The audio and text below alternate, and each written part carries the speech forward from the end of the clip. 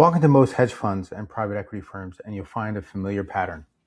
The Excel models that powered early success at 500 million in AUM have become bottlenecks at 2 billion.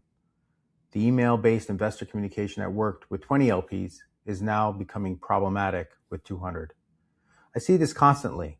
Firms fall into what I call the good enough trap. They make technology decisions that maintain the status quo instead of anticipating growth. Here's the difference between firms that scale smoothly and those that plateau. It comes down to whether their technology strategy looks forward or just is reacting. Consider the hedge fund that built their entire risk management system around daily reporting. But then when institutional investors demand real-time metrics, they faced a complete rebuild rather than just simply upgrading. Or the private equity firm that chose a CRM to track 50 deals annually, but at 500 deals, the system buckled completely. Forward-thinking firms make different choices from day one.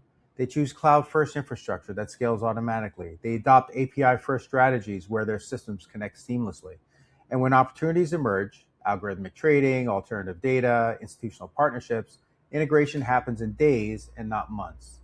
The most successful firms build with a 5 to 10-year horizon. They create proprietary data sets that become more valuable over time.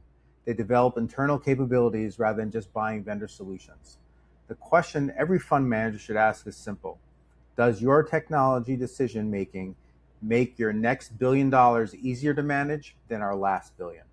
If the answer is no, it's time to reconsider your approach. Because in financial services, technology isn't about choosing whether between this expensive or a cheap solution.